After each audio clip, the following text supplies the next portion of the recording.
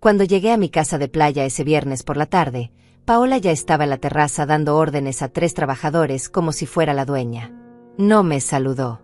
Ni siquiera giró la cabeza cuando el auto se detuvo frente a la entrada. Solo levantó la mano señalando hacia la cocina y gritó algo sobre azulejos que debían llegar antes del lunes. Sentí un escalofrío recorrer mi espalda que no tenía nada que ver con la brisa del mar. Bajé del auto despacio, observando. La puerta principal estaba abierta de par en par.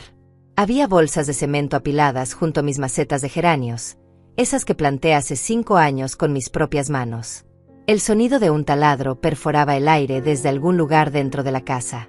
Mi casa. La casa que compré después de 40 años trabajando dobles turnos como enfermera en el Hospital General, la casa que pagué con mi sudor después de que mi esposo muriera y me dejara solo deudas y promesas rotas. Paola finalmente me vio. Sonrió. Esa sonrisa que siempre me ponía nerviosa, demasiado amplia, demasiado perfecta. Olga, qué bueno que llegaste, dijo, como si me estuviera haciendo un favor al reconocer mi presencia en mi propia propiedad. Matías está adentro supervisando lo de la cocina. Ya verás, va a quedar hermosa. No respondí. Caminé hacia la entrada sintiendo como mis piernas de 71 años protestaban con cada paso. Había manejado 4 horas desde la ciudad específicamente para descansar, para escuchar las olas, para estar sola con mis pensamientos y mis recuerdos. Había soñado con esta semana durante meses, planeado cada detalle, las caminatas matutinas por la playa, los libros que leería en la hamaca, el silencio que tanto necesitaba después de un año agotador. Lo que encontré adentro me quitó el aliento. La cocina ya no existía. O más bien, existía a medias. Los gabinetes que instalé hace 3 años habían sido arrancados de las paredes. El piso de cerámica que elegí con tanto cuidado estaba cubierto de polvo y escombros. Las paredes mostraban agujeros enormes donde alguna vez colgaron los cuadros que pinté en mis clases de arte los jueves por la tarde. El refrigerador estaba en medio de la sala, desconectado, con la puerta entreabierta. El olor a humedad y cemento fresco me golpeó como una bofetada. ¿Qué es esto? Mi voz salió más tranquila de lo que esperaba. Casi un susurro. Matías apareció desde el pasillo. Mi hijo. 45 años y todavía con esa expresión de niño que espera que mamá resuelva todo. Excepto que ahora había algo diferente en sus ojos. Algo duro. Mamá, es una sorpresa. Bueno, era una sorpresa.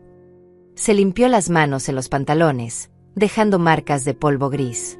Estamos remodelando. Paola y yo decidimos que es momento de actualizar todo. Esta cocina era demasiado antigua. Decidieron. Repetí. La palabra se quedó flotando en el aire entre nosotros. Sí. Y no solo la cocina. Caminó hacia las escaleras y yo lo seguí, sintiendo como mi corazón comenzaba a latir más rápido. Subimos.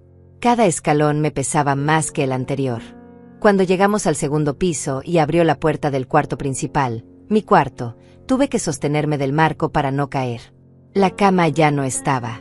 El armario que perteneció a mi abuela, esa reliquia de madera tallada que sobrevivió 3 generaciones, había sido movido quién sabe dónde. Las paredes estaban a medio pintar de un color verde menta que jamás habría elegido.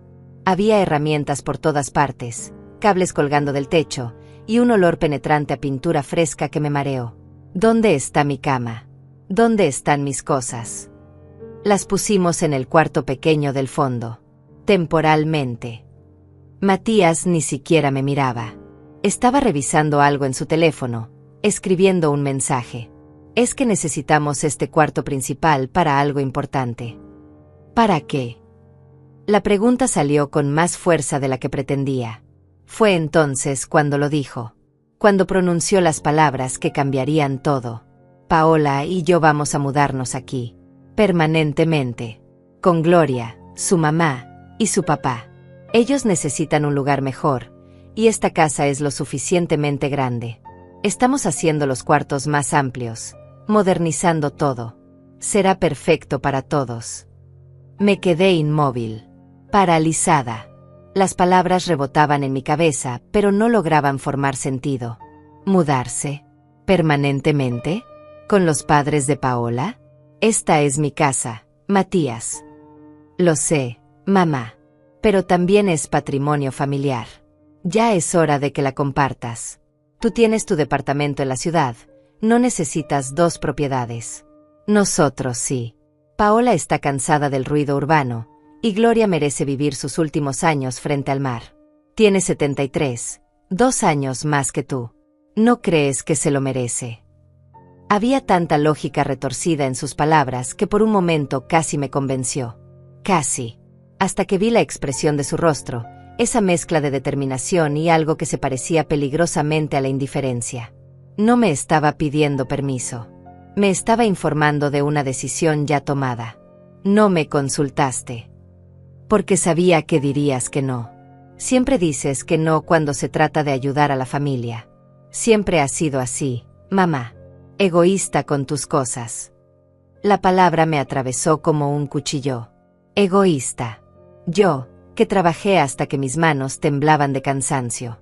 Yo, que pagué su universidad completa mientras él cambiaba de carrera 3 veces.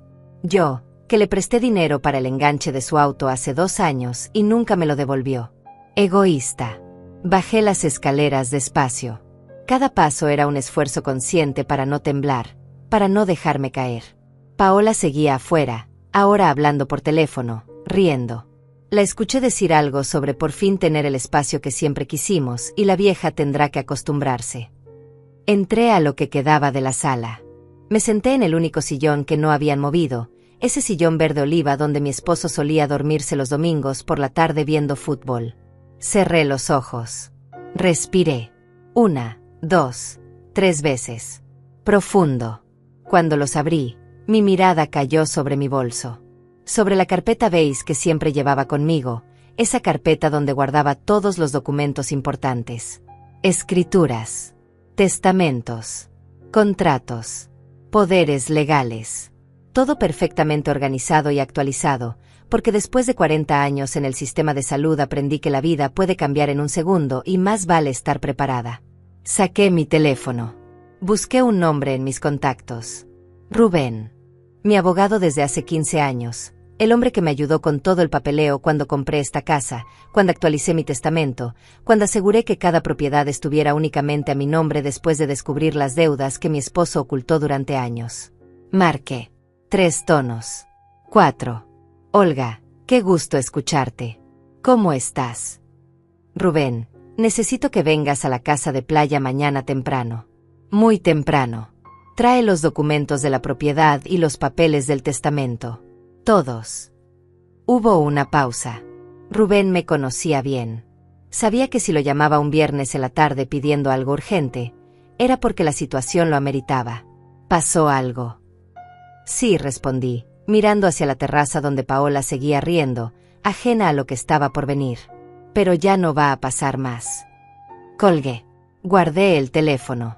Me quedé sentada ahí, en mi sillón, rodeada del desastre que habían hecho de mi refugio, de mi santuario, del lugar que construí con décadas de esfuerzo. No lloré. No grité. No confronté a nadie esa noche. Solo esperé. Porque había aprendido algo en 71 años de vida. La venganza servida en caliente quema a quien la sirve, pero la venganza servida con frialdad absoluta, con precisión quirúrgica, esa destruye sin dejar rastro de quien la ejecutó. Matías bajó 1 hora después. Me dijo que me había preparado el cuarto pequeño, que mi ropa estaba en cajas porque necesitaban el closet principal para las cosas de Paola y Gloria. Me entregó una llave nueva. Es del cuarto del fondo, mamá. Le pusimos cerradura para que tengas privacidad. Tomé la llave sin decir nada. Subí. El cuarto del fondo medía apenas 3 metros por 3. Una cama individual pegada a la pared. Mis cosas en cajas de cartón. Una ventana pequeña que daba al estacionamiento, no al mar. Me acosté vestida sobre la cama. Miré el techo. Escuché las olas a lo lejos, ese sonido que siempre me calmaba pero que esa noche solo me recordaba todo lo que estaban tratando de quitarme. Cerré los ojos y pensé en mañana. En Rubén llegando a las 6 de la mañana. En los documentos que firmaría. En las llamadas que haría. Por primera vez en horas, sentí algo parecido a la paz. Esto apenas comenzaba. Desperté a las 5 de la mañana. No porque quisiera, sino porque mi cuerpo llevaba décadas acostumbrado a los turnos del hospital. Afuera todavía estaba oscuro. Podía escuchar el mar, ese murmullo constante que antes me tranquilizaba y que ahora sonaba como un testigo silencioso de todo lo que había perdido en menos de 24 horas. Me levanté despacio. Mis rodillas protestaron, como siempre. 71 años no perdonan, no importa cuánto yoga hagas o cuántas vitaminas tomes. Abrí una de las cajas de cartón donde habían tirado mi ropa. Encontré unos pantalones grises y una blusa blanca. Me vestí en silencio, escuchando. La casa estaba en completo silencio. Matías y Paola dormían en el cuarto de huéspedes del primer piso, ese que siempre reservaba para visitas importantes. Ahora ellos lo habían tomado como si fuera suyo. Bajé las escaleras evitando el tercer escalón, ese que siempre crujía. Un hábito de mis años de enfermera nocturna, cuando aprendí a moverme sin hacer ruido para no despertar a los pacientes. Llegué a la sala. El desastre seguía ahí, por supuesto. Los escombros, el polvo, el refrigerador todavía en medio de todo. Pero había algo diferente. Sobre la mesa del comedor, esa mesa de madera que compré en un mercado de antigüedades hace 10 años, había papeles. Muchos papeles. Me acerqué. Eran cotizaciones. Presupuestos de constructores, diseñadores de interiores, tiendas de muebles. Revisé los números y sentí que el aire abandonaba mis pulmones. $120,000. Ese era el costo total de la remodelación que habían planeado. $120,000 que pensaban gastar en mi casa sin preguntarme, sin mi autorización, sin mi firma. Había algo más. Una carpeta roja debajo de las cotizaciones. La abrí. Dentro encontré un documento legal a medio llenar. Un poder notarial. Mi nombre estaba escrito en la parte superior como otorgante y el nombre de Matías como apoderado. Las secciones describían permisos para vender, remodelar, hipotecar y administrar propiedades. La fecha estaba en blanco. La firma también. Me quedé mirando ese papel durante largos minutos. Entonces entendí el plan completo. No solo querían mudarse a mi casa. Querían que yo firmara un documento que les daría control total sobre todas mis propiedades. Y probablemente esperaban que lo hiciera sin leer, confiando ciegamente en mi hijo, como siempre había hecho. Saqué mi teléfono y tomé fotografías. De los presupuestos. Del poder notarial. De cada página. Después volví a colocar todo exactamente como lo había encontrado. A las 5:40 llegó Rubén. Escuché su camioneta estacionarse afuera. Salí antes de que tocara la puerta. El cielo comenzaba a aclararse con tonos naranjas y rosados. Hacía frío. Me envolví en el suéter que había llevado. Buenos días, Olga. Rubén tenía 60 años, cabello gris perfectamente peinado y esa expresión seria de quien ha visto demasiados casos de familias destruyéndose por dinero.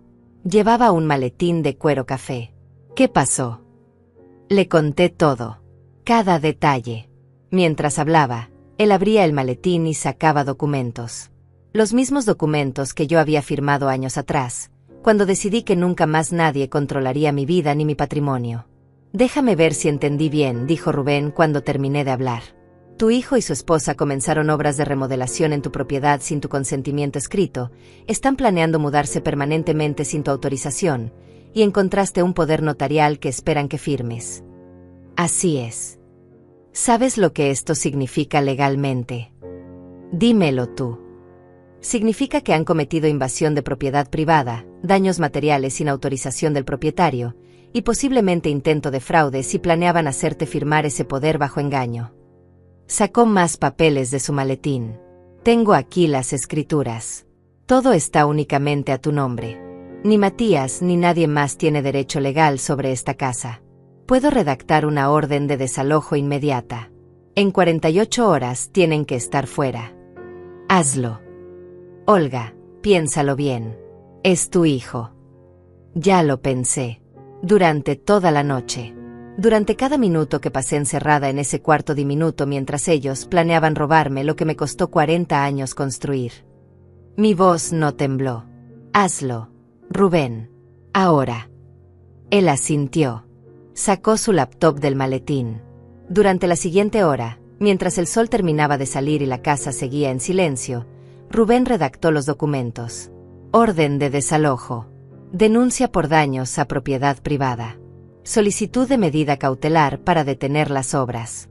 Todo con el sello oficial, con las leyes citadas, con los plazos establecidos.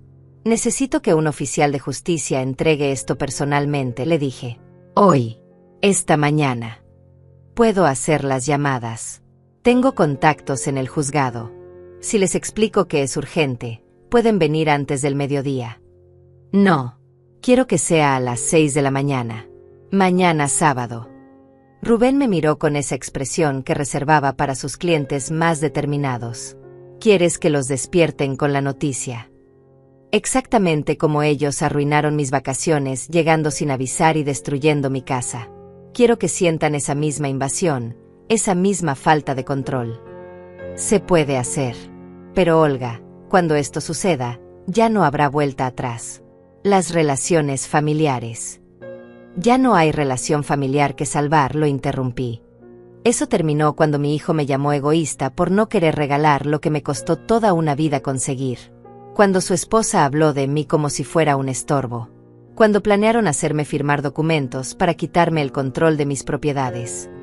Rubén guardó silencio por un momento. Después cerró su laptop. Está bien. Haré las llamadas. Los oficiales estarán aquí mañana a las 6 en punto. También voy a notificar a la constructora que detenga las obras inmediatamente o enfrentarán cargos legales. Y voy a solicitar una inspección de los daños para calcular la compensación que Matías tendrá que pagarte. Compensación. Por los daños materiales. Los gabinetes destruidos, el piso dañado, las paredes. Todo tiene un costo. Y legalmente, él es responsable de pagarlo. Algo se movió dentro de mí. No era alegría. No era satisfacción. Era simplemente la certeza de que estaba haciendo lo correcto. De que después de toda una vida poniéndome al final de la fila, después de años sacrificándome por otros, finalmente estaba eligiéndome a mí misma. Hazlo todo. Rubén se fue a las 7:30. Le pedí que usara la entrada lateral para que Matías y Paola no lo vieran. No quería que sospecharan nada todavía. Entré de nuevo a la casa. Subí al cuarto pequeño. Me senté en la cama y esperé. A las 8 escuché movimiento abajo. Pasos. Voces. Matías hablando por teléfono con alguien, probablemente los trabajadores, dándoles instrucciones para el día. Paola riéndose de algo. El sonido de la cafetera. Bajé a las 8:30. Cuando entré a la cocina improvisada que habían montado en un rincón de la sala, Paola estaba sirviéndose café en una de mis tazas favoritas, esa de cerámica blanca con flores amarillas que compré en mi último viaje a Oaxaca. Buenos días, Olga. ¿Dormiste bien? Preguntó sin mirarme realmente, concentrada en su teléfono. Perfectamente, mentí. Matías entró. Tenía puesta una camisa arrugada y esa expresión de quien dormía profundamente hasta hace 5 minutos. Mamá, necesito hablar contigo sobre algo importante. Dime. Necesitamos que firmes unos papeles. Son para agilizar las obras, para que los constructores puedan hacer cambios sin tener que consultarte cada detalle. Es pura formalidad, pero legalmente necesitan tu autorización como propietaria. Ahí estaba. El momento que había anticipado. Me acerqué a la mesa donde seguían los papeles de anoche. Tomé la carpeta roja. La abrí. Saqué el poder notarial sin llenar. ¿Te refieres a esto? La expresión de Matías cambió. Solo por un segundo, pero lo vi. Sorpresa. Incomodidad. Después intentó sonreír. Sí, exactamente. Es solo para facilitar todo. Nada de qué preocuparse. Nada de qué preocuparse. Sostuve el papel frente a él. Esto no es una autorización para obras, Matías.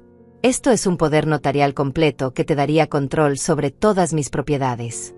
Para vender, hipotecar, administrar. Todo. Mamá, no es así. El abogado dijo que era necesario para... ¿Qué abogado? Silencio. Paola dejó de mirar su teléfono. Matías se quedó inmóvil. No hay ningún abogado, ¿verdad? Mi voz seguía calmada. Peligrosamente calmada.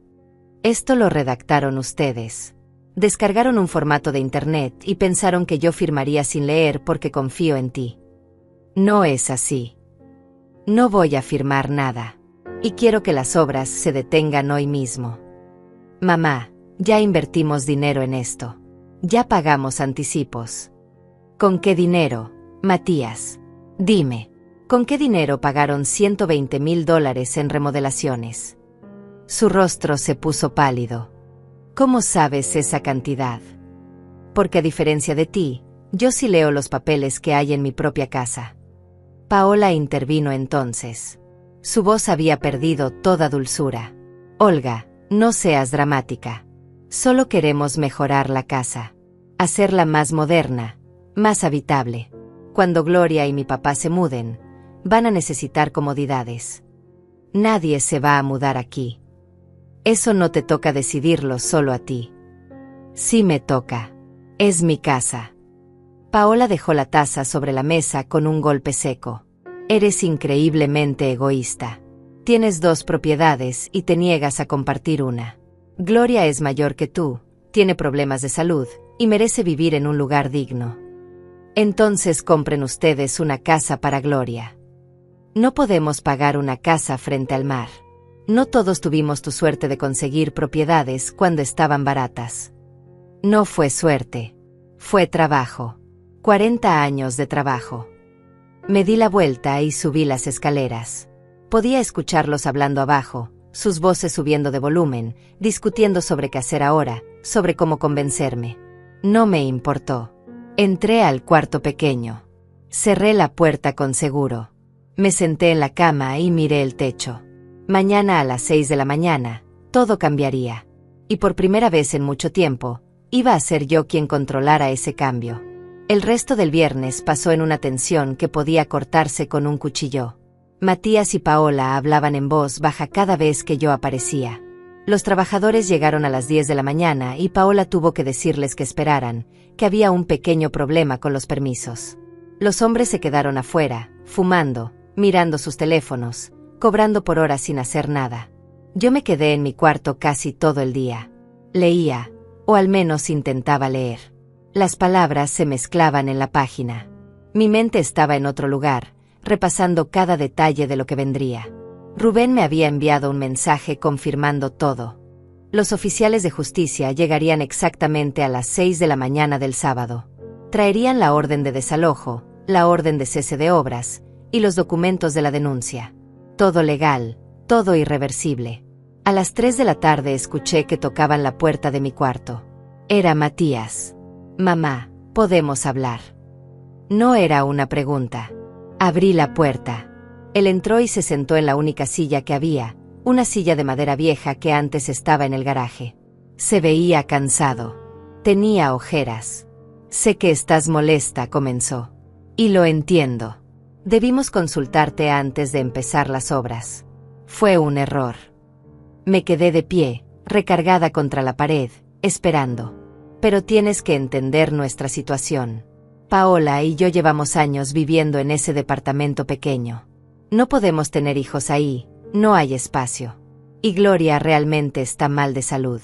Los médicos dicen que el aire del mar le ayudaría con sus problemas respiratorios. Pensamos que sería perfecto, que todos ganaríamos. ¿Todos ganan cuando a mí me encierran en un cuarto de 3 metros? Pregunté. No sería para siempre. Solo hasta que te acostumbres. Después podríamos hacer un horario, turnarnos. Tú vienes algunos meses, nosotros otros meses. Es mi casa, Matías. No tiene que haber turnos. Pero algún día será mía, ¿no? Cuando tú ya no estés, esta casa va a ser mi herencia. ¿Por qué no empezar a disfrutarla ahora? Esas palabras se quedaron flotando en el aire. Cuando yo ya no esté. Como si estuviera esperando que me muriera para poder tomar lo que era mío. Como si mi vida fuera solo un obstáculo entre él y sus planes. Sal de mi cuarto, dije con voz baja. Mamá, solo sé razonable. Sal. Ahora. Él se levantó. Había algo en sus ojos, algo entre la frustración y el desprecio. Salió sin cerrar la puerta. Yo la cerré detrás de él y puse el seguro otra vez. Esa noche casi no cené. Bajé a las 8, preparé un té y subí de nuevo. Desde mi ventana podía ver la camioneta de Matías estacionada. Las luces de la casa seguían encendidas. Escuchaba sus voces, apagadas, constantes. Planeando. Siempre planeando. Me acosté temprano, pero no pude dormir. Cada hora miraba el reloj. 11 de la noche. 12. 1 de la mañana. 2. A las 3 finalmente caí en un sueño intranquilo lleno de imágenes confusas. Mi esposo. La casa cuando la compré por primera vez. Vacía y llena de posibilidades. Matías de niño, antes de convertirse en esto. Desperté a las 5:30. Media hora antes de que llegaran los oficiales. Me vestí con cuidado. Pantalones negros, blusa gris, el suéter que mi hermana me regaló hace 2 navidades. Me cepillé el cabello. Me miré al espejo. La mujer que me devolvía la mirada tenía 71 años, arrugas alrededor de los ojos, manchas de la edad en las manos. Pero también tenía algo más. Determinación. Fuerza. Dignidad. Bajé las escaleras. La casa estaba oscura y silenciosa. Me preparé un café en la cafetera provisional que habían instalado. Me senté en el sillón verde oliva y esperé. A las 6 en punto exactas escuché los vehículos. 2 camionetas se estacionaron frente a la casa. Vi las luces por la ventana. 4 personas bajaron. 2 oficiales de justicia con uniformes y 2 testigos, como requería la ley. Llevaban carpetas, cámaras, tabletas electrónicas. Abrí la puerta antes de que tocaran. Buenos días. Los estaba esperando. El oficial mayor, un hombre de unos 50 años con bigote gris, asintió. «Usted es la señora Olga, propietaria de esta vivienda». «Sí». «Traemos documentos legales que deben ser entregados a los señores Matías y Paola. Se encuentran en la propiedad. Están durmiendo arriba. Necesitamos que los despierte, por favor. La notificación debe hacerse en persona». Subí las escaleras. Mi corazón latía rápido, pero mis pasos eran firmes. Llegué al cuarto de huéspedes donde dormían. Toqué la puerta. 1 vez. 2 veces. 3. ¿Qué pasa? La voz de Matías sonaba pastosa, dormida. Necesito que bajes. Hay personas que tienen que hablar contigo. ¿Qué? ¿Qué hora es? Las 6 de la mañana. Baja ahora. Escuché movimiento adentro. Murmullos. Paola preguntando qué pasaba.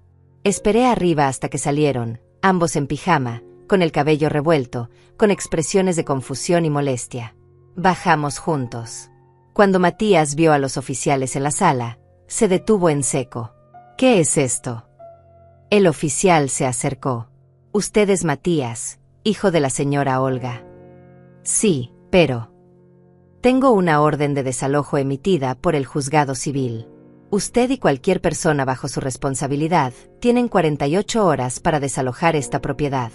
Aquí está la documentación oficial». Le extendió un sobre grueso. Matías lo tomó con manos temblorosas. Lo abrió. Comenzó a leer. Su rostro pasó de la confusión a la incredulidad, y finalmente a la rabia. «Esto es una locura. Mamá, ¿qué hiciste?» «Proteger lo que es mío. Soy tu hijo. Y esta es mi casa. Una casa que tú decidiste destruir sin mi permiso». Paola había comenzado a llorar. No lágrimas silenciosas, sino sollozos dramáticos, exagerados. «No puedo creer esto. ¿Cómo puedes hacernos esto? Íbamos a traer a Gloria. Le prometimos una vida mejor». «Eso no es mi problema», dije, y las palabras salieron más frías de lo que esperaba. El oficial continuó. «También traigo una orden de cese de obras. Cualquier remodelación, construcción o modificación debe detenerse inmediatamente. La señora Olga ha presentado una denuncia por daños a propiedad privada. Un inspector vendrá el lunes a evaluar los daños y determinar la compensación correspondiente». «¿Compensación?» Matías me miraba como si no me conociera. «¿Vas a demandarnos? A tu propia familia». «Ya no hay familia», respondí. Eso quedó claro cuando encontré el poder notarial que planeaban hacerme firmar. Cuando me llamaste egoísta por no querer regalar lo que me costó 40 años conseguir. Esto es un error. Podemos arreglarlo. Podemos hablar. Ya no hay nada de qué hablar. Tienen hasta el lunes a las 6 de la mañana para estar fuera. Los oficiales terminaron de entregar todos los documentos. Tomaron fotografías de la casa, de los daños, de las obras incompletas. Hicieron que Matías y Paola firmaran los acuses de recibo. Todo quedó documentado, legal, irreversible. Cuando se fueron, Matías se quedó parado en medio de la sala, sosteniendo los papeles, mirándome con una expresión que nunca había visto antes. Odio. Odio puro. Vas a arrepentirte de esto, dijo con voz baja y tensa. No lo creo. Todos van a saber qué clase de madre eres. Qué clase de persona desalmada echa a su propio hijo a la calle. Tú no estás en la calle. Tienes tu departamento. Tienes tu vida. Lo único que no tienes es mi casa. Paola seguía llorando, ahora sentada en el suelo, abrazada a sus rodillas. Le prometimos a Gloria. ¿Qué le vamos a decir? Ya vendimos algunos de nuestros muebles para pagar los anticipos de las obras. Algo en esa frase me llamó la atención. Vendieron sus muebles para pagar las obras. Matías no respondió. Desvió la mirada. ¿Con qué dinero pensaban terminar la remodelación? Los presupuestos suman $120,000. Silencio. Entonces entendí. Nunca tuvieron el dinero. Habían planeado empezar las obras y después convencerme de pagar, o de firmar ese poder notarial para que ellos pudieran hipotecar mi casa y obtener el dinero. Todo había sido una trampa desde el principio.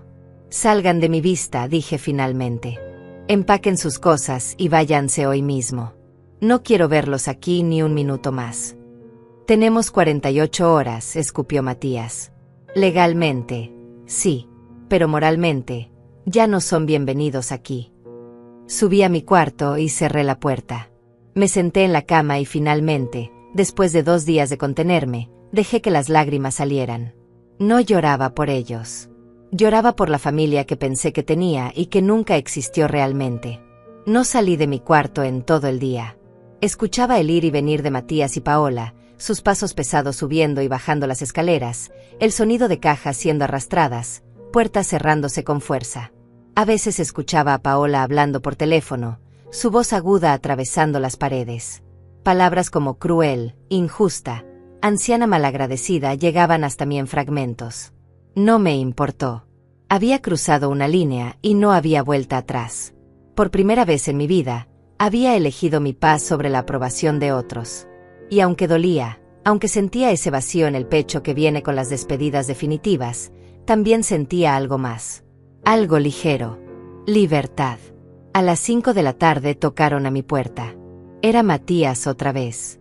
Mamá, necesito hablar contigo. Por favor. Su voz sonaba diferente. Más suave. Casi suplicante. No respondí. Escuché cómo esperaba unos segundos y después se alejaba. Sus pasos se perdieron escaleras abajo. Cuando oscureció, finalmente bajé. La casa estaba extrañamente silenciosa. Fui a la cocina improvisada, preparé un té y me senté en mi sillón. Desde ahí podía ver la camioneta de Matías cargada con maletas y cajas. Paola estaba sentada en el asiento del pasajero, mirando su teléfono, iluminada por la luz de la pantalla. Matías salió de la casa con otra caja. Me vio en el sillón. Se detuvo. Ya casi terminamos. Nos vamos esta noche. Asentí sin decir nada. Paola está destrozada. Sus papás también. Tuvimos que decirle a Gloria que la casa no estaba disponible después de todo. Lloró durante 1 hora. Nunca estuvo disponible, Matías, porque nunca fue suya para empezar. ¿Sabes qué es lo peor de todo esto? Se acercó un paso. Que pensé que eras diferente. Pensé que a pesar de todo, mi madre era buena persona. Pero resulta que solo te importas tú misma. Yo solo me importo a mí misma. Dejé la taza de té sobre la mesa. Trabajé dobles turnos durante años para pagar tu universidad. Te presté $30,000 para tu auto que nunca me devolviste. Pagué tu boda cuando dijiste que no tenía suficiente. Y ahora, Porque no te dejo robar mi casa, soy egoísta. No estábamos robando nada. Solo queríamos compartir. Compartir es cuando pides permiso. Lo que ustedes hicieron fue invadir. Como quieras llamarlo. Levantó la caja de nuevo. Pero no creas que esto termina aquí. Todos van a saber lo que hiciste. Tus amigas, los vecinos, la familia. Van a saber qué clase de persona eres. Diles lo que quieras, Matías. La verdad siempre sale a la luz. Se fue sin decir más. 10 minutos después escuché el motor de la camioneta. Vi las luces alejarse por el camino. Y entonces, por primera vez en 2 días, la casa quedó en completo silencio. Mi casa. Mi espacio. Mía de nuevo. Me quedé despierta hasta tarde, caminando por las habitaciones. El cuarto principal destrozado, con las paredes a medio pintar y agujeros en el yeso. La cocina sin gabinetes, con los cables colgando y el piso levantado. Calculé mentalmente los daños. No solo el costo de reparar, sino el tiempo, el esfuerzo de encontrar a los trabajadores correctos, de supervisar cada detalle. Pero valía la pena. Todo valía la pena si significaba recuperar mi paz. El domingo desperté con el sonido de las olas. Abrí todas las ventanas, dejé que entrara el aire fresco del mar. Llamé a Rubén. ¿Cómo estás?, preguntó. Mejor. Ya se fueron. Matías y Paola. Anoche. No esperaron las 48 horas. Bien. El inspector va mañana lunes a las 9. Documentará todo. Después podemos proceder con la demanda por daños. ¿Cuánto crees que sea? Difícil decirlo sin ver la evaluación, pero basándome en lo que me contaste, entre 15 y 20 mil dólares fácilmente. Los gabinetes personalizados que tenías eran caros, el piso de cerámica también. Sin mencionar el daño estructural a las paredes. 20 mil dólares. Una cantidad que Matías no tenía. Una deuda que lo perseguiría durante años. Parte de mí sintió culpa por un segundo. Pero entonces recordé el poder notarial, los planes de hipotecar mi casa sin mi conocimiento, la forma en que hablaron de mí como si fuera un estorbo. La culpa desapareció. Procede con todo, Rubén. Quiero que paguen hasta el último centavo. Lo haré. También quiero recomendarte algo. Actualiza tu testamento. Ahora. Deja todo muy claro y específico. Ya está todo a nombre de la Fundación de Enfermeras Retiradas. Lo sé, pero agreguemos cláusulas más fuertes. Que especifiquen que ningún familiar puede impugnar el testamento. Que cualquier intento de hacerlo resulte en descalificación automática. Hay formas legales de blindar tu voluntad. Hazlo.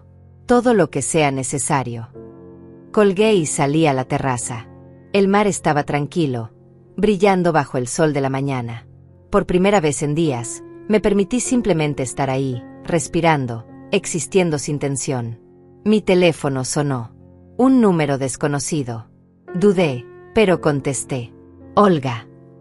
Era una voz de mujer, mayor, con acento similar al mío pero más áspero. ¿Quién habla? Soy Gloria, la mamá de Paola. Mi cuerpo se tensó inmediatamente. ¿Cómo conseguiste mi número? Eso no importa. Necesito hablar contigo de mujer a mujer, de madre a madre. No tenemos nada de qué hablar. Por favor, solo escúchame un minuto. Su voz sonaba cansada, débil. Sé lo que pasó. Sé que Matías y Paola cometieron errores. Pero yo no tuve nada que ver con eso. Yo solo soy una mujer enferma que soñaba con vivir sus últimos años cerca del mar. Lo siento por tu situación, pero eso no es mi responsabilidad. Tengo 73 años. Problemas del corazón. Asma. Los doctores dicen que el aire de la ciudad me está matando.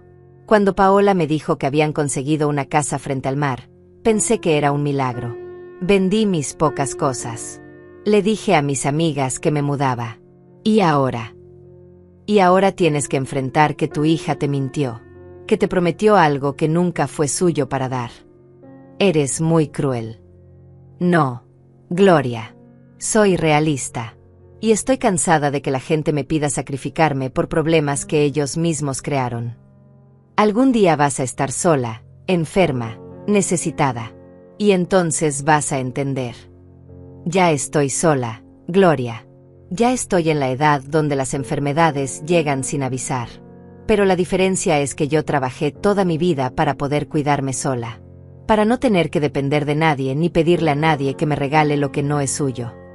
Colgué antes de que pudiera responder. Me temblaban las manos. No de miedo, sino de rabia. ¿Cómo se atrevía Gloria a llamarme, a intentar hacerme sentir culpable por no regalar mi patrimonio? El teléfono sonó de nuevo. El mismo número. No contesté. Sonó 5 veces más durante la siguiente hora. Después pararon las llamadas, pero empezaron los mensajes. Gloria, Paola, incluso números que no conocía. Todos con el mismo tono. Acusaciones de crueldad, de frialdad, de egoísmo. Mensajes largos llenos de drama sobre familias destruidas, sueños rotos, ancianas enfermas sin hogar. Bloqueé todos los números. Cada uno. Sin leer los mensajes completos. Sin responder. Esa noche, mientras cenaba sola en la terraza viendo el atardecer, mi teléfono vibró con una notificación. Facebook. Tenía una etiqueta en una publicación. Era de Paola. La abrí. Era una foto de Gloria, sentada en lo que parecía ser un hospital, con una máscara de oxígeno. El texto decía: mi madre está hospitalizada por una crisis de asma. Todo por el estrés de perder la casa que le prometimos. Gracias a la crueldad de ciertas personas que solo piensan en sí mismas. El dinero y las propiedades no te acompañarán cuando estés sola. Ya tenía 50 comentarios. La mayoría de personas que no conocía, amigos de Paola, expresando indignación, ofreciendo apoyo, maldiciendo a esa mujer sin corazón. Miré la publicación durante largos minutos. Parte de mí quería responder, defender mi versión, explicar todo. Pero entonces recordé algo que una vez me dijo una colega del hospital: la gente que necesita crear drama público es porque no tiene argumentos privados válidos. Cerré la aplicación sin comentar nada. Sin dar like, sin compartir, sin responder. Silencio absoluto. Porque sabía algo que Paola aún no entendía. La verdad no necesita gritos para imponerse. Solo necesita tiempo y paciencia. Y yo tenía ambas cosas. El lunes a las 9 en punto llegó el inspector. Era un hombre de unos 40 años, delgado, con lentes gruesos y una tablet en la mano. Se presentó como Adrián, ingeniero civil certificado por el Estado. Traía una cámara profesional colgando del cuello y una cinta métrica en el cinturón. Buenos días, señora Olga. Vengo por la evaluación de daños. Lo dejé entrar. Lo observé mientras recorría cada habitación con meticulosidad casi obsesiva. Tomaba fotografías desde múltiples ángulos. Medía cada agujero en las paredes. Revisaba los cables eléctricos que habían quedado expuestos. Tomaba notas en su tablet sin parar. En la cocina se detuvo más tiempo. Pasó los dedos por los bordes donde habían arrancado los gabinetes. Inspeccionó las conexiones de agua y gas que quedaron al descubierto. Sacó un medidor de humedad y lo pasó por las paredes. Hay daño estructural aquí, dijo señalando una esquina. Cuando quitaron los gabinetes, dañaron la impermeabilización. Ya hay filtración de humedad. Esto va a requerir trabajo especializado. ¿Qué tan grave es? Si no se trata pronto, en 6 meses va a tener moho en toda esta pared. Y reparar moho es 3 veces más caro que prevenir la filtración. Siguió con el cuarto principal. Ahí el daño era aún más evidente. Las paredes no solo estaban pintadas a medias, sino que habían removido parte del yeso para modernizar según los planes de Matías. Ahora quedaban áreas donde se veía el ladrillo desnudo, vulnerable, poroso. ¿Tiene las facturas originales de los materiales que instaló?, preguntó Adrián. Sí, tengo todo archivado. Perfecto. Eso me ayudará a calcular el costo de reposición exacto. Pasamos 3 horas completas en la inspección. Cuando terminó, Adrián se sentó conmigo en la mesa del comedor y abrió un documento en su tablet. Voy a ser honesta con usted, señora Olga. El daño es considerable. No es solo cuestión de volver a instalar lo que quitaron. Hay daño estructural que necesita repararse primero. Filtración de humedad, conexiones eléctricas mal manipuladas, tuberías de gas expuestas que violan códigos de construcción. Dame un número. $32,000. Esa es mi estimación conservadora para reparar todo al estado original. Sentí como si me hubieran golpeado en el estómago. $32,000. Más del doble de lo que Rubén había estimado. ¿Estás seguro? Completamente. Y eso sin contar el costo de inspecciones adicionales que el municipio va a requerir ahora que hay daño estructural documentado. Podría subir a $35,000 fácilmente. Me recosté en la silla. $35,000. Matías jamás podría pagar eso. Trabajaba en ventas, ganaba bien pero vivía al límite, siempre gastando más de lo que tenía. Esto lo arruinaría financieramente durante años. Voy a enviar el reporte completo a su abogado hoy mismo, continuó Adrián. Con todas las fotografías, mediciones y el desglose de costos. Si va a proceder legalmente, esto es evidencia sólida. Después de que se fue, llamé a Rubén. $35,000, le dije cuando contestó. Hubo silencio del otro lado. Es mucho más de lo que pensábamos. Lo sé. Olga, necesito preguntarte algo importante. ¿Realmente quieres llegar hasta el final con esto? $35,000 es una cantidad que puede destruir económicamente a Matías. Estamos hablando de embargos, de afectar su historial crediticio durante años. Me estás pidiendo que lo perdone. Te estoy preguntando si estás preparada para las consecuencias. No solo para él, sino para ti. Esto va a volverse público. Va a haber juicio. Va a salir en registros públicos. La gente va a opinar. ¿Qué opinen? Está bien. Entonces procederemos. Voy a presentar la demanda esta semana. Matías va a recibir la notificación en unos 10 días. Colgué y salí a caminar por la playa. El sol estaba alto, quemando. Caminé durante 1 hora, dejando que el agua me mojara los pies, sintiendo la arena caliente bajo mis plantas.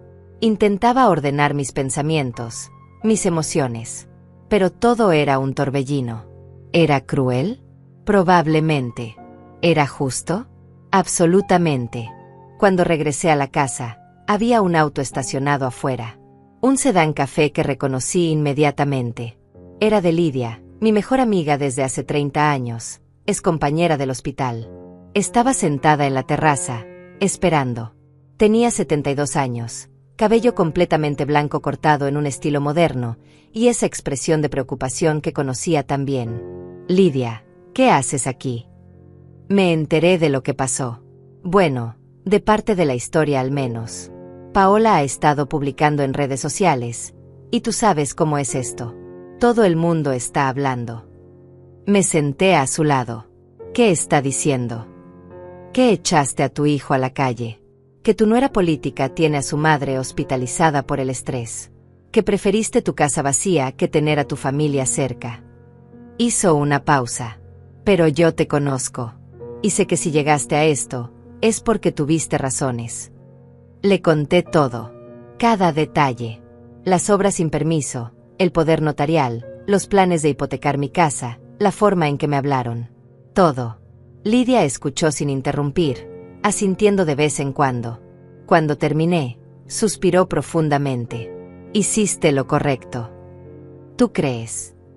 Olga, llevo 30 años viéndote sacrificarte por ese muchacho. Pagaste su educación, sus deudas, su boda. Y ahora querían tu casa. ¿Dónde termina? ¿Cuándo es suficiente? Pero es mi hijo. Y tú eres su madre, no su banco personal. No su propiedad. Tienes derecho a tener límites. La gente me odia en redes sociales. La gente en redes sociales odia todo. Mañana van a estar indignados por otra cosa. Pero tú tienes que vivir con tus decisiones, no ellos. Lidia se quedó toda la tarde. Preparamos café, comimos galletas que había traído, hablamos de todo y nada. De sus nietos, de mis planes para arreglar la casa, de la nueva serie que estábamos viendo. Cuando se fue al anochecer, me abrazó fuerte. No estás sola en esto. Recuérdalo. Esa noche revisé Facebook otra vez. La publicación de Paola ahora tenía 200 comentarios. Había crecido, Se había vuelto viral en los círculos locales. Gente compartiendo historias de familias destruidas por la avaricia, comparando mi caso con otros, opinando sin conocer los hechos. Había incluso capturas de pantalla circulando. Alguien había encontrado mi perfil y compartido mi foto, mi nombre completo. Los comentarios en esas publicaciones eran peores. Vieja amargada, ojalá se muera sola, esa cara de maldad. Por primera vez sentí miedo real. No de Matías o Paola, sino de esta masa anónima de personas que me odiaban sin conocerme, que habían decidido que yo era el monstruo de esta historia basándose únicamente en la versión manipulada de Paola. Pensé en responder, en publicar mi propia versión, en mostrar las fotografías de los daños, en explicar el poder notarial, en defender mi nombre. Pero entonces recordé algo más que Lidia me dijo una vez: nunca te rebajes a pelear con gente que compró entradas para ver tu caída. Cerré la aplicación. Desactivé mi cuenta de Facebook completamente. Si la gente quería creer mentiras, ese era su problema. Yo sabía la verdad. Y las personas que realmente importaban también la sabían. El martes Rubén me envió un mensaje. Demanda presentada. Matías será notificado el jueves. 2 días. En 2 días mi hijo recibiría documentos legales demandándolo por $35,000. En 2 días esto dejaría de ser drama familiar para convertirse en asunto legal oficial, con expedientes y fechas de audiencia y consecuencias reales. Me preparé un té de manzanilla y salí a la terraza. Las estrellas estaban increíblemente brillantes esa noche. La luna llena se reflejaba en el agua, creando un camino de luz plateada. Pensé en mi esposo, muerto hace 15 años. Pensé en todo lo que habíamos planeado para nuestra vejez, planes que se evaporaron cuando las deudas ocultas salieron a la luz después de su funeral.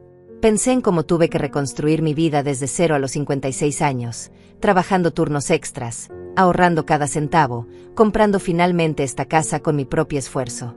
Nadie me regaló nada. Nadie me facilitó el camino. Y ahora que finalmente tenía algo mío, algo que gané con mi sudor, se suponía que debía entregarlo sin pelear. No, nunca más. El jueves en la tarde Matías me llamó. No contesté. Llamó 4 veces más. Después llegaron los mensajes. Recibí la demanda. No puedo creer que llegaras tan lejos. $35,000. Mamá, ¿sabes lo que eso significa? Voy a perder todo.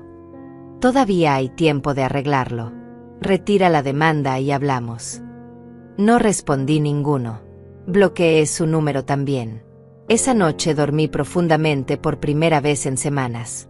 Sin pesadillas, sin despertarme cada hora, sin esa opresión en el pecho. Porque finalmente había entendido algo fundamental. Elegirme a mí misma no me convertía en mala persona. Me convertía en libre. La semana siguiente fue extrañamente tranquila. Sin llamadas, sin mensajes, sin drama. Era como si después de la demanda todos hubieran entendido que ya no había vuelta atrás. O tal vez solo estaban reagrupándose, planeando el siguiente movimiento. Contraté a una empresa de construcción para comenzar las reparaciones.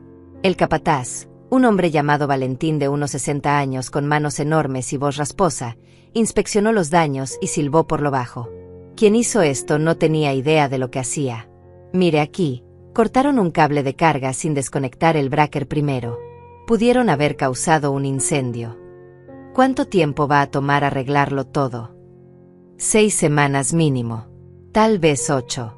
Tenemos que esperar a que el municipio apruebe los permisos de reparación estructural antes de empezar con lo cosmético. Adelante. Haz lo que tengas que hacer. Los trabajadores llegaron el lunes siguiente. El sonido de taladros y martillos llenó la casa de nuevo, pero esta vez era diferente. Esta vez yo estaba en control. Esta vez cada decisión pasaba por mí. Valentín me consultaba todo. El color de la pintura, el estilo de los gabinetes, el tipo de cerámica para el piso. Le mostré fotografías de cómo era todo antes y él prometió dejarlo mejor que el original. Va a quedar hermosa, señora Olga. Ya verá. 2 semanas después de presentar la demanda, Rubén me llamó. Matías quiere negociar. ¿Negociar qué? Está ofreciendo pagar $10,000 si retiras la demanda. Dice que es todo lo que puede conseguir. La deuda es de 35.000. Lo sé, pero él argumenta que no tiene más. Que tuvo que pedir prestado a un banco para juntar esos 10.000. Que si insistes en la cantidad completa, va a tener que declararse en bancarrota. Eso no es mi problema. Legalmente, no. Pero Olga, necesito que entiendas algo. Si va a bancarrota, no vas a ver un centavo. En cambio, si aceptas los 10.000 ahora, al menos recuperas algo. No se trata del dinero, Rubén. Nunca se trató del dinero. Lo sé, pero tenía que presentarte la oferta. Es mi obligación como tu abogado. Dile que no. Que o paga los 35.000 o nos vemos en corte. Hubo una pausa larga. Está bien. Voy a comunicarle tu decisión. Después de colgar me quedé pensando. $10.000. Era más de lo que esperaba que Matías pudiera reunir honestamente. Probablemente había pedido prestado a todos sus conocidos, había empeñado cosas, había hecho malabares financieros desesperados. Pero aceptar esa cantidad sería como decir que estaba bien lo que hizo. Que con un poco de dinero podía comprar el perdón, podía borrar la invasión, la falta de respeto, los planes de robarme el control de mi vida. No. Esto iba más allá del dinero. Era sobre dignidad. 3 días después Lidia volvió a visitarme. Esta vez traía a Clara, otra amiga del hospital, una mujer menuda de 68 años con energía de alguien de 40. Vine a ver cómo van las reparaciones, dijo Clara inspeccionando la cocina. Se ve bien. Profesional. Valentín y su equipo son excelentes. Nos sentamos en la terraza con café. Clara miró el mar durante un largo momento antes de hablar. Sabes que tu historia llegó hasta el hospital. ¿Qué? Las enfermeras jóvenes están hablando de ti. Al principio muchas creían la versión de las redes sociales, pero después algunas de las que trabajaron contigo empezaron a contar cómo eras realmente. Tu ética de trabajo, tu dedicación, los años que sacrificaste. ¿Y qué dicen ahora? Que hiciste lo correcto. Que ojalá ellas tuvieran tu valentía para poner límites con sus propias familias. Clara tomó un sorbo de café. Una de ellas, Maribel, ¿la recuerdas? Dijo que su hijo le quitó todos sus ahorros para un negocio que nunca funcionó. Ahora ella tiene que trabajar turnos extras a los 70 años porque no puede jubilarse. No sabía eso. Nadie lo sabe. Porque ella tiene vergüenza. Pero tú no tienes por qué tener vergüenza, Olga. Lo que hiciste fue defenderte. Lidia agregó, y ya comenzó a cambiar la narrativa en redes sociales también.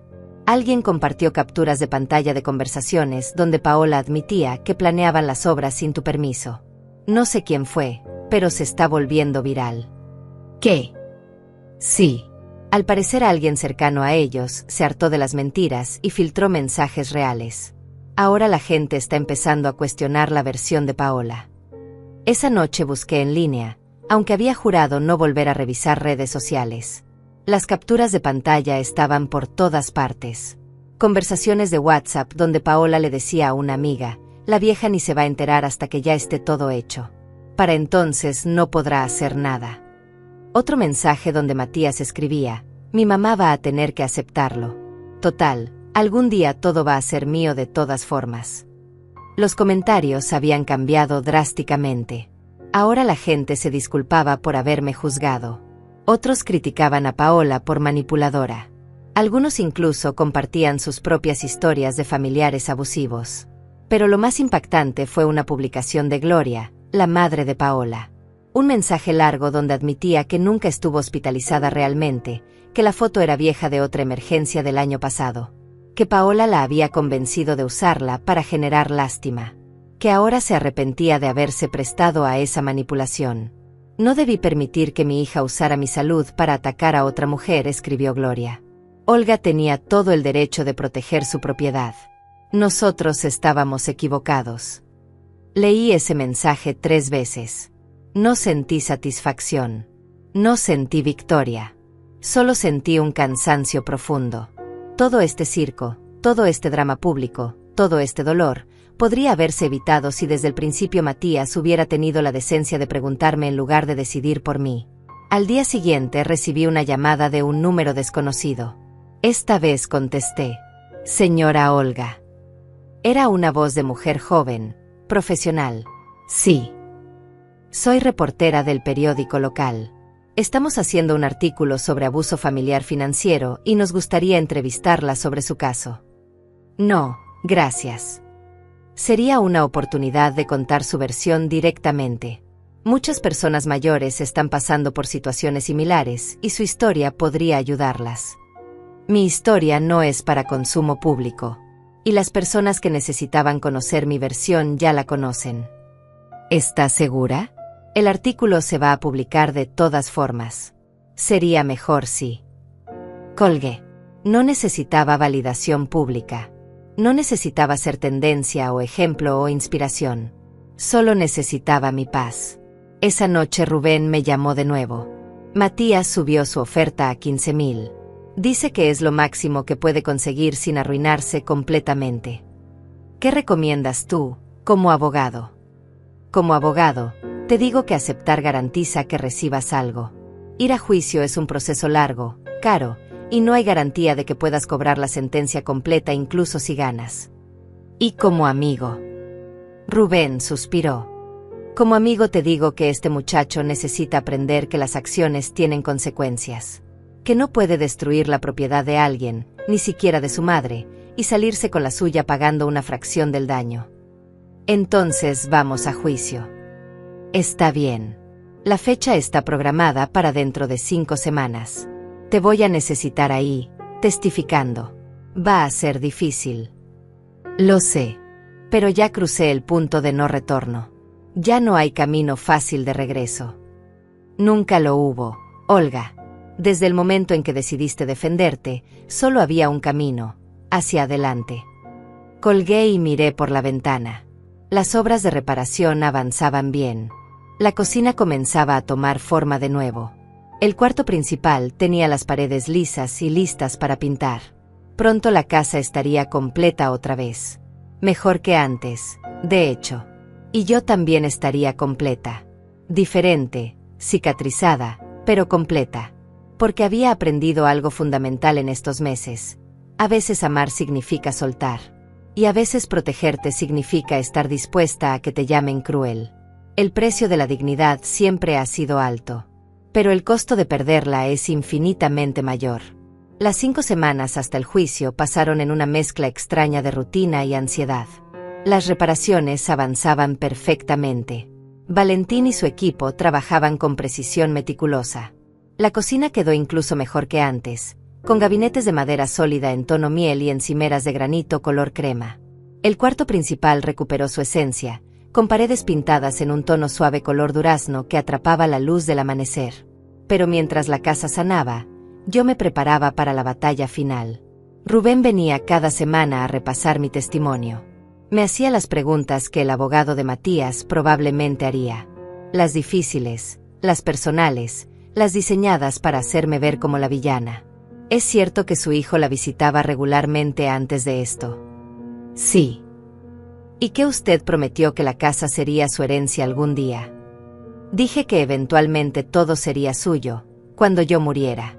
No que podía tomarlo mientras yo viviera. Pero él es su único hijo. ¿No le parece cruel demandarlo por mejorar una propiedad que de todas formas será suya? No estaba mejorando.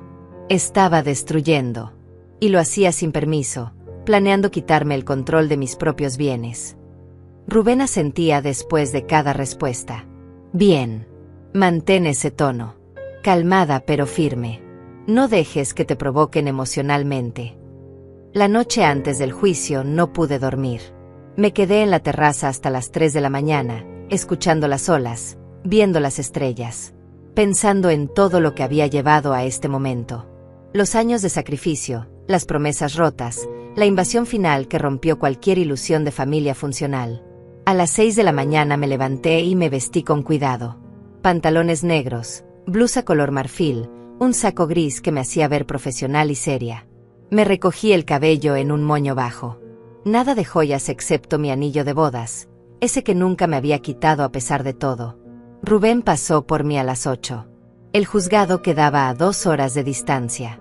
Durante el trayecto hablamos poco. Él revisaba documentos en su tablet. Yo miraba por la ventana, viendo pasar el paisaje, preparándome mentalmente. Llegamos a las 10. El juzgado era un edificio viejo de concreto, con pasillos que olían a humedad y papel antiguo. La sala de audiencias estaba en el segundo piso. Cuando entramos, Matías ya estaba ahí. Fue la primera vez que lo veía en casi 2 meses. Se veía diferente. Más delgado, con ojeras profundas, el cabello más gris de lo que recordaba. Estaba sentado con su abogado, un hombre joven de traje mal ajustado que revisaba papeles con expresión nerviosa. Nuestras miradas se cruzaron por un segundo. En sus ojos vi algo que me sorprendió. No era odio. Era tristeza. Tristeza profunda, como si finalmente entendiera que esto era real, que había perdido algo que nunca podría recuperar. Desvié la mirada primero. Me senté junto a Rubén en el lado opuesto de la sala. Paola no estaba. Rubén me había advertido que probablemente no vendría, que legalmente no estaba obligada ya que la demanda era solo contra Matías. Pero su ausencia decía mucho. Había dejado que mi hijo enfrentara solo las consecuencias de decisiones que tomaron juntos. El juez entró a las 10:30. Era una mujer de unos 50 años, con cabello corto y una expresión que no revelaba nada. Se sentó, revisó los documentos y comenzó. Estamos aquí por el caso de Olga contra Matías. Demanda por daños a propiedad privada. Señor Rubén, puede comenzar. Rubén presentó el caso con precisión quirúrgica. Las fotografías de los daños proyectadas en una pantalla grande. El reporte del inspector. Las cotizaciones originales que probaban que Matías había planeado obras por $120,000 sin autorización. El poder notarial que encontré, como evidencia de intento de fraude. Cada palabra, cada documento, cada fotografía construía un caso irrefutable. Vi cómo la expresión del juez cambiaba sutilmente. Un ceño ligeramente fruncido cuando vio las paredes destruidas. Un movimiento casi imperceptible de cabeza cuando Rubén mostró el poder notarial sin llenar. Después fue el turno del abogado de Matías. Un chico que no tendría más de 30 años, claramente fuera de su liga, intentando argumentar que las intenciones de su cliente eran buenas, que solo quería mejorar la propiedad familiar, que el malentendido se salió de control. Mi cliente actuó pensando en el bienestar de toda la familia, incluyendo su madre, dijo con voz que intentaba sonar convincente. Las mejoras planeadas aumentarían el valor de la propiedad significativamente. El juez lo interrumpió. ¿Tenía su cliente autorización escrita de la propietaria para realizar dichas mejoras? No, su señoría, pero... Consultó con la propietaria antes de comenzar las obras. Las circunstancias familiares son complejas. Responda la pregunta. ¿Sí o no? No, su señoría. Continúe. El joven abogado intentó cambiar el enfoque, hablar de relaciones familiares rotas, de malentendidos generacionales, de cómo una madre estaba destruyendo a su hijo por orgullo. Pero cada argumento sonaba más desesperado que el anterior. Entonces llegó mi turno de testificar. Me acerqué al estrado. Coloqué mi mano sobre la Biblia y juré decir la verdad. Me senté. Respiré profundo. Miré al juez, evitando los ojos de Matías. Rubén me hizo las preguntas que habíamos practicado.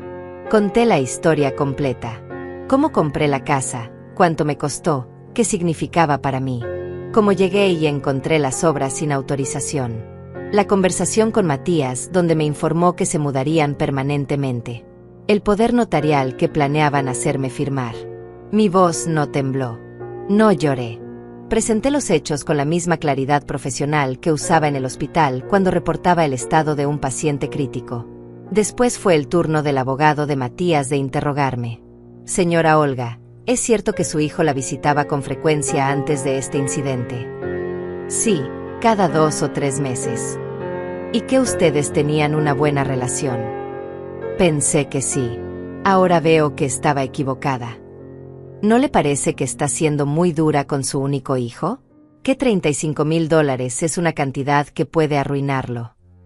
Me parece que $35,000 es lo que cuesta reparar el daño que él causó. Yo no elegí esa cantidad. La eligieron sus acciones. Pero es su hijo. Y esta es mi casa. Una casa que compré con 40 años de trabajo. Él es mi hijo, pero eso no le da derecho a tomar lo que no es suyo. ¿Alguna vez consideró simplemente perdonarlo? Dejarlo ir sin consecuencias. Consideré muchas cosas.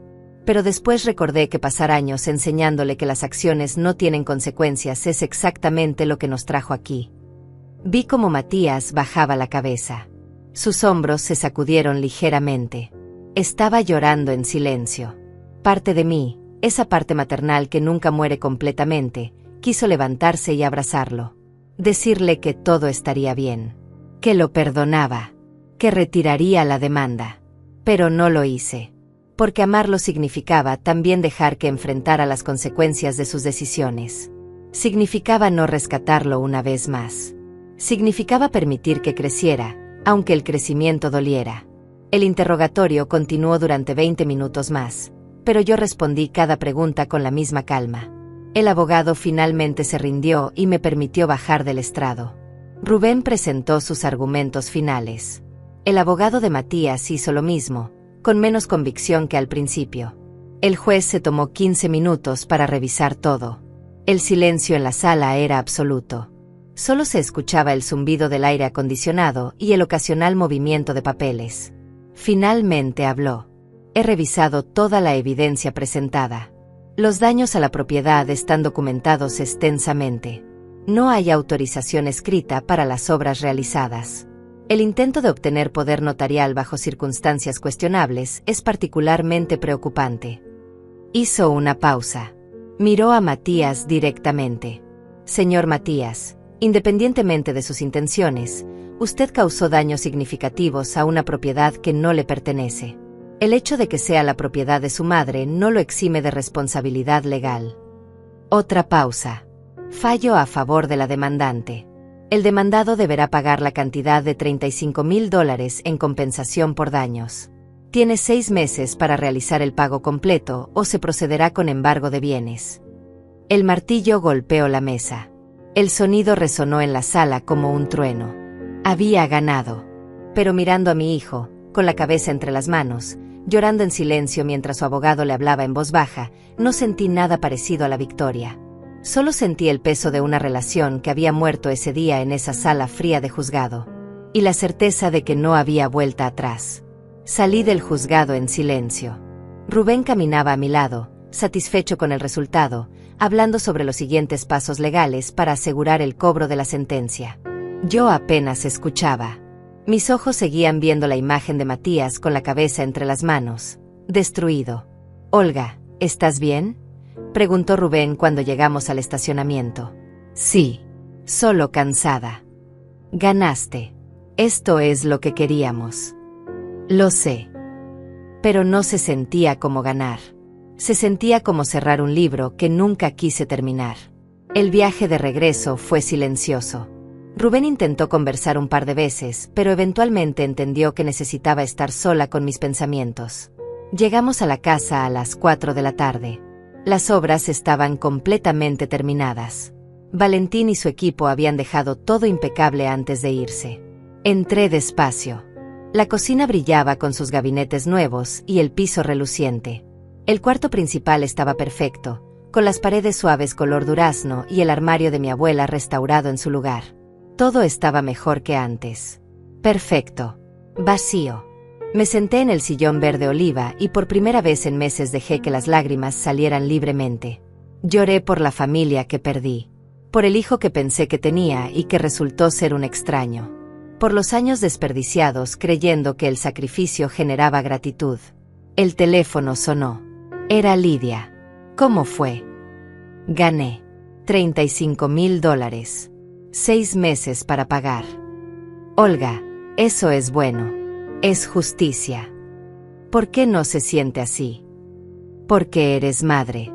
Y aunque él te haya traicionado, aunque te haya lastimado, sigues amándolo. Eso no desaparece con una sentencia judicial. Debería odiarlo. Pero no lo haces. Y eso te hace humana, no débil.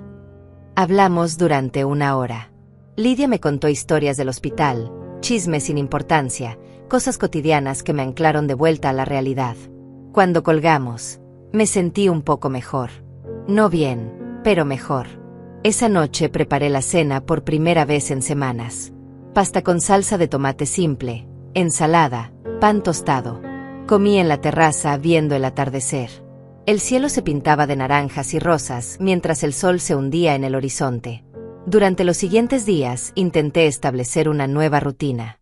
Caminatas matutinas por la playa. Lectura en las tardes. Llamadas con Lidia y Clara. Intentando llenar el vacío con actividades, con movimiento, con cualquier cosa que me distrajera del silencio ensordecedor. 2 semanas después del juicio, recibí un sobre por correo certificado. Lo abrí con manos temblorosas. Era un cheque. $15,000. Y una carta escrita a mano en papel arrugado. Mamá, este es todo el dinero que pude conseguir por ahora. Vendí mi auto, saqué préstamos, pedí ayuda a todos los que pude. Los otros 20,000 voy a pagarlos en mensualidades durante los próximos meses. Sé que no me crees, pero lo voy a cumplir. No porque la ley me obligue, sino porque necesito demostrarte que todavía tengo algo de dignidad. Sé que te lastimé. Sé que traicioné tu confianza. Y sé que probablemente nunca me perdones. Pero necesito que sepas que entendí. Entendí que lo que hicimos estuvo mal. Que fuimos egoístas, manipuladores, crueles. Paola y yo nos divorciamos.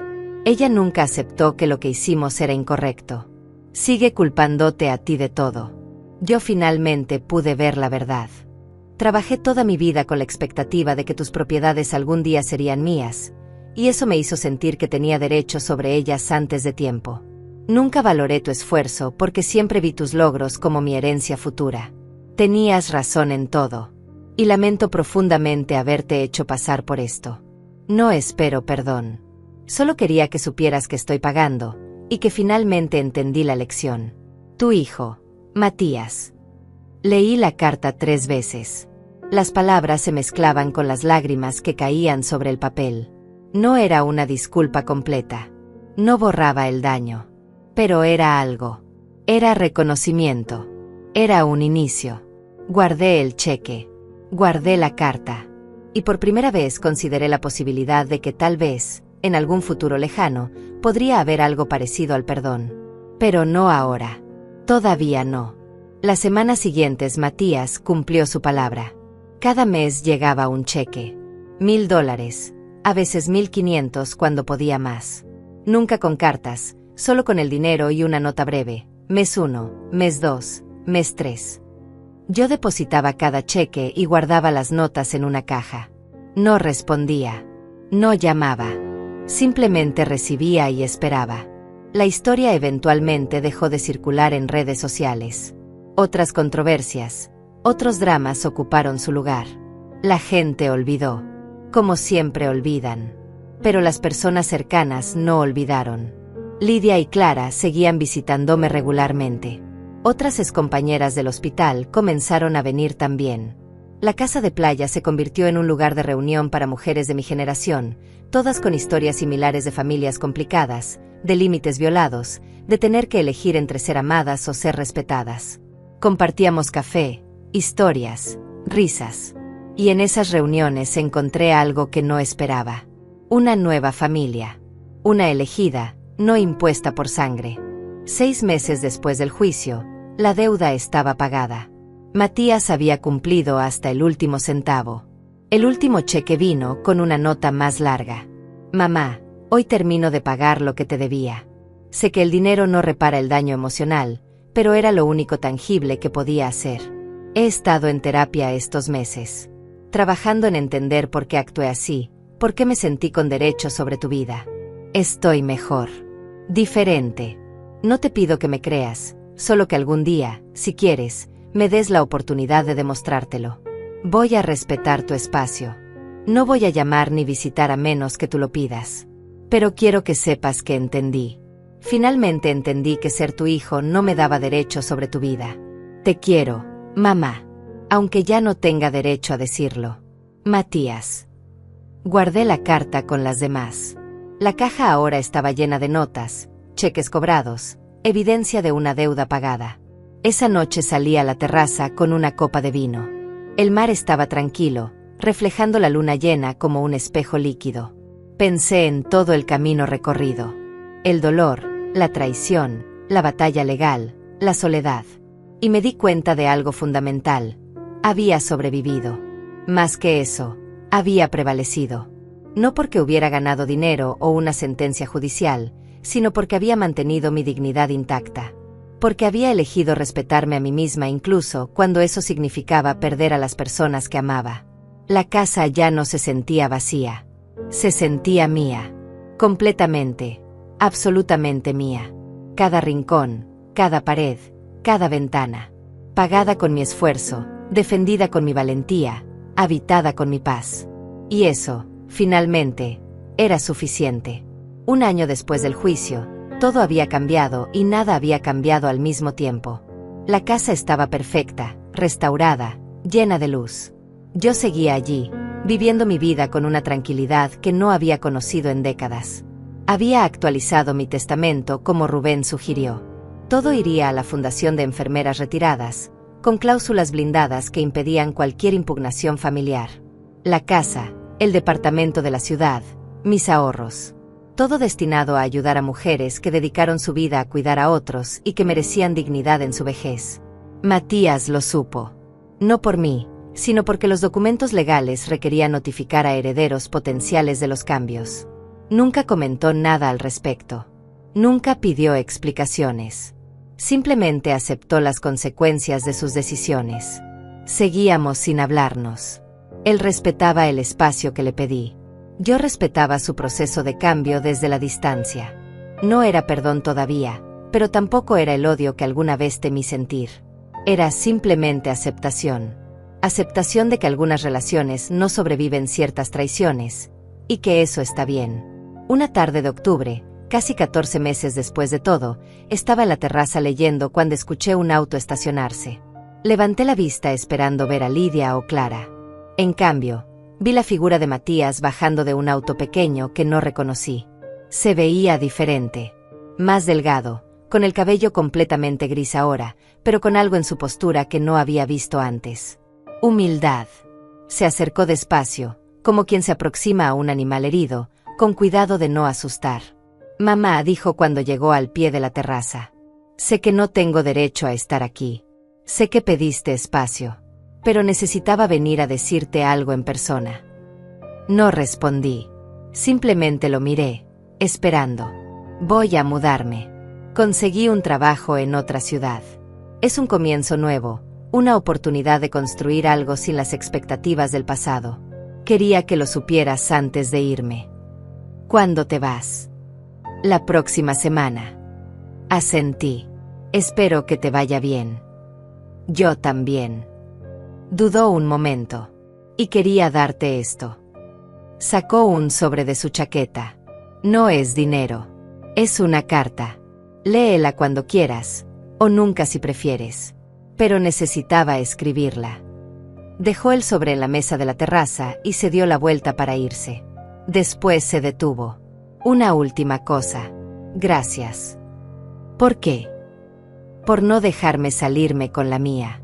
Por enseñarme la lección más dura pero más necesaria de mi vida. Por amarme lo suficiente como para dejar que enfrentara las consecuencias. Su voz se quebró ligeramente. Fui un hijo terrible. Pero tú nunca dejaste de ser una buena madre. Incluso cuando tuviste que lastimarme para salvarme. Se fue antes de que pudiera responder. Vi su auto alejarse por el camino hasta que desapareció completamente. El sobre quedó sobre la mesa durante 2 días.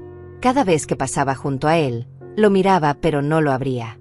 Finalmente, una noche después de la cena, lo abrí. La carta tenía 3 páginas escritas a mano.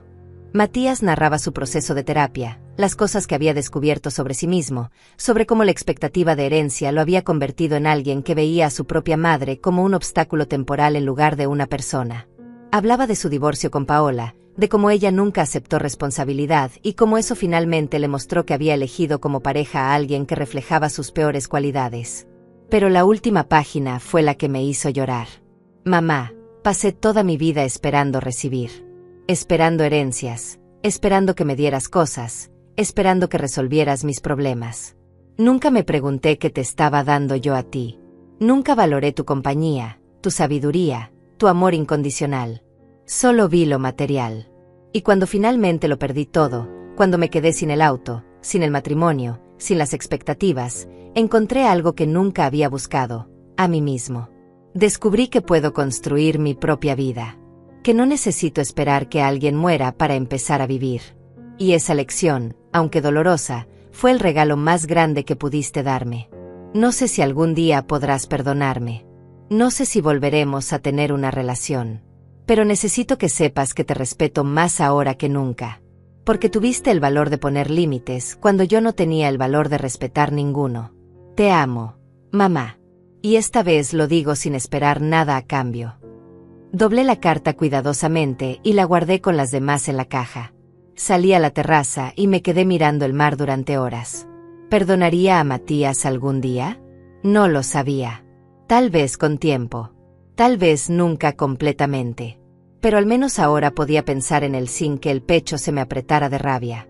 Eso ya era algo. Los meses siguientes continué con mi rutina. Las reuniones con mis amigas se volvieron semanales. La casa se llenó de risas, de historias, de vida. Comencé a dar clases de primeros auxilios a jóvenes del pueblo, transmitiendo décadas de experiencia médica a la nueva generación. Por primera vez en mi vida no estaba definida por mi relación con otros. No era la madre de Matías, ni la esposa de alguien, ni la enfermera del hospital. Era simplemente Olga. Una mujer de 72 años que había luchado por su dignidad y ganado.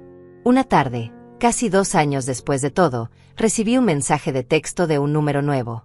Mamá, soy yo. Sé que pediste espacio y lo he respetado. Solo quería que supieras que estoy bien. Tengo un trabajo estable, un departamento pequeño, una vida sencilla. He estado limpio de deudas por 6 meses. Por primera vez me siento orgulloso de mí mismo. No necesitas responder. Solo quería que lo supieras. Te quiero. Miré el mensaje durante largo rato. Mis dedos se quedaron sobre el teclado, dudando. Finalmente escribí algo breve. Me alegro por ti. Cuídate. No era reconciliación. No era perdón completo. Pero era un puente. Uno pequeño, frágil, pero real. Guardé el teléfono y salí a mi lugar favorito en la terraza. El sol se ponía sobre el océano, pintando el cielo de colores que nunca se repetían exactamente igual. Cada atardecer era único, irrepetible, hermoso a su manera. Como esta vida que había construido. No era la familia que imaginé de joven. No era el final de cuento de hadas donde todos se perdonan y viven felices. Era algo más real, más complicado, más honesto. Era una vida donde había elegido mi paz sobre la aprobación de otros. Donde había defendido mis límites, aunque eso significara quedarme sola. Donde había aprendido que amar no significa sacrificarse hasta desaparecer. El sonido de las olas llenaba el silencio. Pero ya no era un silencio vacío. Era un silencio lleno de posibilidades, de dignidad recuperada, de lecciones aprendidas. Por primera vez en años, el sonido de las olas no competía con voces que exigían lo que nunca les perteneció. Solo quedaba el mar, la brisa, y yo. Finalmente libre. Finalmente en paz. Finalmente en casa.